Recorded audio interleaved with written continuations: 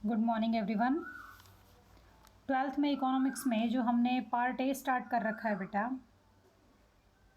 Macro economics, उसके day 1 में video first में हमने डिस्कस किया था basic concepts of macro economics में। आपने फाइनल गुड्स किया, इंटरमीडिएट किया, कैपिटल गुड्स किया। अब हम करेंगे कंज्यूमर गुड्स या फिर कंजम्पशन गुड्स। कंज्यूमर गुड्स क्या हैं, कौन यूज़ करता है उन्हें? Used by consumers for their direct want satisfaction. ये उस दिन भी मैंने बताया था, जो हम डायरेक्टली यूज़ करते हैं अपनी वांट्स को सेटिस्फाई करने के लिए। मतलब जनरली जो भी हम घर में सामान लेके आते हैं वो सब कंज्यूमर गुड्स। तो कंज्यूमर गुड्स को इसने डिवाइड कर रखा है 4 टाइप्स में। फर्स्ट है ड्यूरेबल कंज्यूमर गुड्स।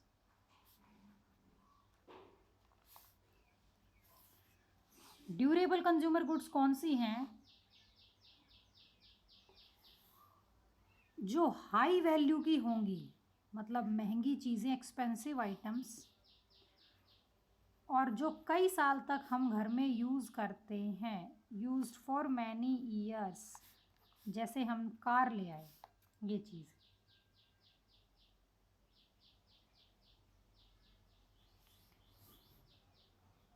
बाइक आप ले आए, स्कूटी, कोई भी व्हीकल लगा लो इसमें, जो कई साल तक हम यूज़ करते हैं और जो हाई वैल्यू की होती।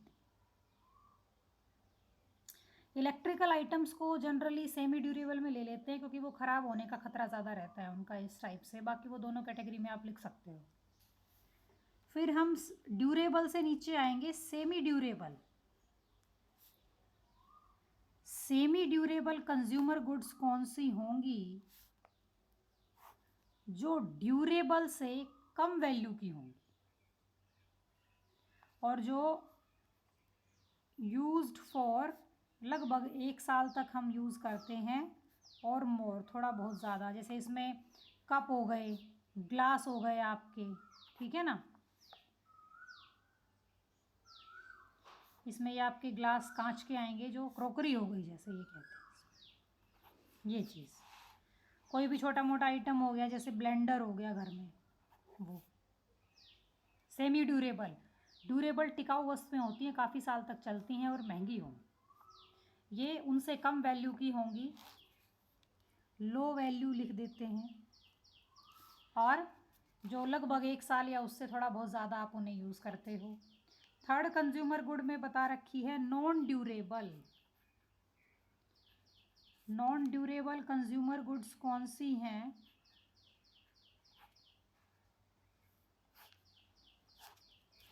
नॉन ड्यूरेबल कंज्यूमर गुड्स क्या होंगी? जो केवल एक बार यूज़ होंगी, used for single act of consumption. ये है non durable. Used for single act of consumption, जो केवल एक बार आप यूज़ करते हो। जैसे मैंने कह दिया पेन, यूज़ करते ही ख़त्म होता चला जाता है। पेंसिल हो गई, फूड आइटम्स हो गई आपकी, ये चीज़, ये सब नॉन ड्यूरेबल हैं। पेपर हो गया, जैसे लिखते जाते हैं वो कॉपी भरती जाती है, आप दोबारा यूज़ नहीं कर सकते। वो ये बोल सकते हो पेंसिल हम इरेज कर देंगे, ऐसा केस नहीं चलेगा, फिर नेक्स्ट पेज ही आपको यूज़ करना पड़ता है। लास्ट कंज्यूमर गुड जो है वो है non material goods. Non material वो हैं जिन्हें आप देख नहीं सकते, छू नहीं सकते, इनको सर्विस भी बोलते हैं, सर्विसेज। ये आपकी नॉन मटेरियल है। अब इसमें क्या आ गया? जैसे लॉयर की सर्विस, ठीक है, ये इनटेंजिबल होती हैं। टेंजिबल तो आपको पता ही है, जिनको देख सकते हैं और छू सकते हैं। इनटेंजिबल जिन्हें देख नहीं सकते और छू नहीं सकते। लॉयर की सर्विस हो गई, गार्डनर की सर्विस हो गई, डॉक्टर की सर्विस हो गई, पियोन,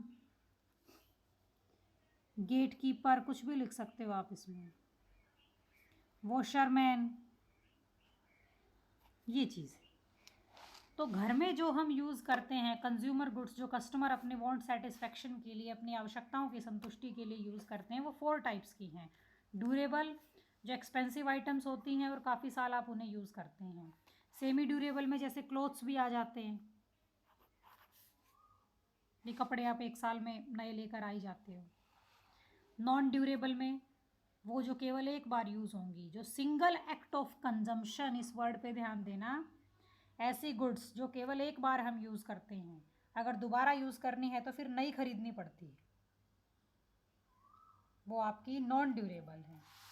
नॉन मटेरियल गुड्स में वो जो हमें दिखती नहीं है, ओनली फील, जो महसूस हो सकती हैं कि इसने अच्छी सर्विस दी या नहीं। कैन नॉट सी, जिन्हें देख नहीं सकते और छू नहीं सकते, सिर्फ महसूस कर सकते हैं। अगर आप एक डॉक्टर के ट्रीटमेंट से सेटिस्फाइड हैं तो आप बोलते हैं कि बहुत अच्छा डॉक्टर है, इसकी सर्विस अच्छी है। या किसी रेस्टोरेंट में खाना खाने जाते हैं, होटल की सर्विस हो गई जैसे, आप बोलते हैं यहाँ के फर्नीचर की क्वालिटी अच्छी नहीं है, एनवायरनमेंट साफ़ नहीं है, ये चीज़। तो वो सब सर्विसेज हैं। तो ये हमारा कंज्यूमर गुड्स का टॉपिक है। एक छोटा सा टॉपिक और करेंगे आज, स्टॉक एंड फ्लो। डिफरेंस इसका पूछ लेते हैं या फिर आइटम्स के नाम पूछ लेते हैं। स्टॉक एंड फ्लो, तो देखो स्टॉक क्या है, फिक्स वैल्यूज जो किससे मेजर होंगी, measured with point of time, समय के एक बिंदु से जिन्हें मेजर करते हो, कि जैसे मेरे अकाउंट में आज 1 तारीख को इतने बजे इतना बैलेंस है, मेरी पूंजी आज इतनी है इस टाइम पे, वो चीज़। फ्लो क्या होते हैं, कैसे मेज़र करते हो, सम टाइम पीरियड से, measured with period of time. आपने बोल दिया कि जैसे मेरी 1 मंथ की सैलरी इतनी है, या मेरे 1 वीक की सैलरी इतनी है, या मेरा 1 मंथ का खर्चा इतना है, या मेरी पूरे साल की इनकम इतनी है।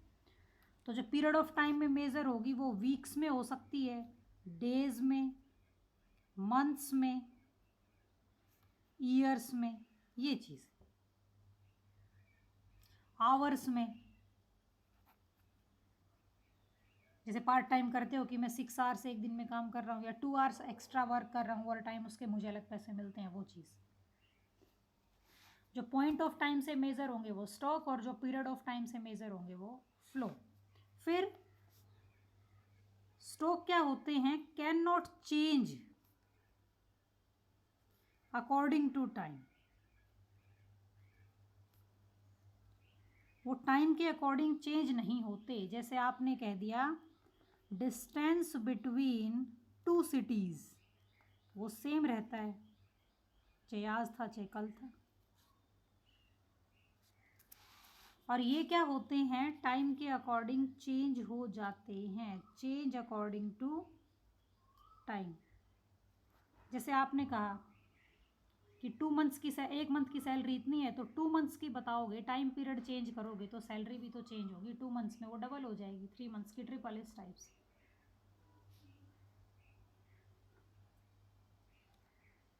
और एक इनमें एग्जाम्पल्स का पॉइंट है, मतलब म्यूचुअल डिपेंडेंस का। म्यूचुअल मतलब आपस, आपस में डिपेंड होना। स्टॉक किस पे डिपेंड है, फ्लो पे। Stocks are depend on flow, और फ्लो किस पे डिपेंड है, स्टॉक पे। Flow are depend on stock. इसको समझना एक बार। स्टॉक कैसे डिपेंड है फ्लो पे, जितना ज़्यादा आपके पास कैपिटल का स्टॉक होगा, या जितने ज़्यादा आपके अकाउंट में बैलेंस होगा, जितना ज़्यादा, उतना ही ज़्यादा आप विड्रॉल कर पाओगे, बैंक से पैसा निकाल पाओगे। तो जितना स्टॉक बैलेंस का हाई होता जाएगा उतना ही उसका फ्लो मतलब उसका विड्रॉल आप ज़्यादा कर सकते हो। ऐसे ही फ्लो कैसे डिपेंड है स्टॉक पे, इसी एग्जांपल से समझो। जितना ज़्यादा बैंक में पैसा जमा करवाएंगे मतलब फ्लो होगा पैसे का बैंक में हमसे हमारे अकाउंट में, उतना ही ज़्यादा हमारे अकाउंट में क्या इकट्ठा होता जाएगा, स्टॉक इकट्ठा होता जाएगा। ये चीज़ है। फिर बता रही हूँ दोनों को सेम एग्जांपल से। स्टॉक किस पे डिपेंड है, फ्लो पे। कैसे, जितना ज़्यादा स्टॉक इकट्ठा होगा बैंक में, बैंक बैलेंस जितना ज़्यादा उसका स्टॉक होगा उतना ही ज़्यादा आप विड्रॉ कर सकते हैं, उतना ही फ्लो होगा बैंक से, बैंक अकाउंट से। और जितना ज़्यादा फ्लो आप बैंक में डालेंगे, जितने ज़्यादा पैसे आप बैंक में जमा करवाएंगे, जितना फ्लो मनी का बैंक में करेंगे, उतना ही बैंक में क्या बढ़ता जाएगा, मनी का स्टॉक बढ़ता जाएगा। ये चीज़ है। तो हमारे खर्चे, हमारी इनकम, हमारी सेविंग्स, ये सारी की सारी तो फ्लो ही हैं, क्योंकि मंथली ईयरली ऐसे ही बताते हो आप, पीरियड ऑफ टाइम से मेज़र करते हो। बाकी जो कैपिटल है, जैसे जो कैपिटल है पूंजी की, मेरी 1 तारीख को इतने बजे इतनी पूंजी है, वो तो स्टॉक है। लेकिन इन्वेस्टमेंट करना बिजनेस में, कैपिटल फॉर्मेशन करना, जिसका दूसरा क्या नाम है, इन्वेस्टमेंट, वो क्या है, फ्लो है। देखो कैपिटल कैपिटल दोनों है, लेकिन पूंजी बताना कि मेरी आज की प्रॉपर्टी इतनी है, कितनी कैपिटल है मेरे बिजनेस की, मान लो 1 लाख है, ये क्या है। मैं कैपिटल फॉर्मेशन कैसे बताते हो कि मेरे इस साल का इन्वेस्टमेंट, मान लो 5 लाख इन्वेस्ट किया था मैंने इस साल, तो इस साल बोला है मैंने, मतलब 1 ईयर। तो 1 ईयर क्या हो गया, जो पीरियड ऑफ टाइम से मेज़र होगा, और पीरियड ऑफ टाइम वालों को क्या बोलते हैं, फ्लो। ये चीज़ें हैं। तो आज आपको क्या समझना है, कंज्यूमर गुड्स बुक में से रीड करनी है आपको, उनके टाइप्स। कोई पूछे व्हाट आर कंज्यूमर गुड्स, तो क्या बोलना है, the goods which are used by consumer for their direct want satisfaction. अब जो भी घर में सामान है उसको बांट दो, ड्यूरेबल में, नॉन ड्यूरेबल में, सेमी ड्यूरेबल में, और नॉन मटेरियल में। सर्विस भी आप सब लेते ही होंगे, कोई ना कोई तो सर्विस होगी। जैसे सिलेंडर हमारे घर में रख के जाते हैं, वो भी एक सर्विस ही है। और एक स्टॉक एंड फ्लो करना है। कल के वीडियो के बाद आपके पास नोट्स आएंगे होमवर्क कंप्लीट करने के लिए, वही नोट्स आपको स्टार्ट करने हैं। हमारा कौन सा टॉपिक हो चुका यूनिट फर्स्ट का, final goods, intermediate goods, capital goods, consumer goods और स्टॉक एंड फ्लो। तो आज के वीडियो को देखें और अच्छे से इसको समझें। Consumer goods, then types of consumer goods and difference between stock and flow. जैसे मैं आपसे बोलती हूँ 5 रुपये नोट, सारे नोट स्टॉक हैं भैया, कल भी वो नोट 5 का ही था, आज भी 5 का ही है। तो क्यों है वो स्टॉक, क्योंकि उसका मेजरमेंट पॉइंट ऑफ टाइम से होता है। जैसे मैंने कहा टंकी में पानी, वाटर इन ए टैंक, वो स्टॉक है।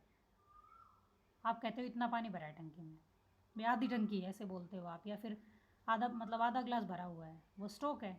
फिर और पानी भरना टंकी में, वो फ्लो है। या फिर ग्लास आप खाली कर रहे हो, वो भी फ्लो, या ग्लास में और पानी डाल रहे हो, वो भी फ्लो है।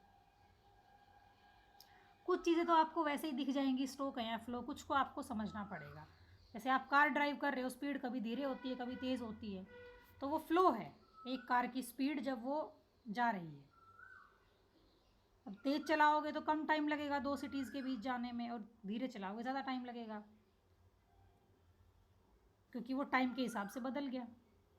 आपने स्पीड तेज़ की तो कम टाइम, स्पीड बढ़ाई तो ज़्यादा, सॉरी स्पीड तेज़ की तो कम टाइम लगेगा, और स्पीड कम की तो ज़्यादा टाइम लगेगा। स्टॉक में क्या है, 2 शहरों के बीच का डिस्टेंस, वो चाहे आप किसी भी स्पीड से चलाओ, डिस्टेंस तो उतना ही रहेगा। वो आपका टाइम पीरियड है जो चेंज हो सकता है अकॉर्डिंग टू योर स्पीड, कि कितने टाइम में आप पहुँचे हो। तो इन दोनों टॉपिक्स को आज अच्छे से समझना है। उसके बाद फिर कल का वीडियो और हो जाएगा, फिर उसके बाद आपको नोट्स प्रोवाइड किए जाएंगे। Thank you.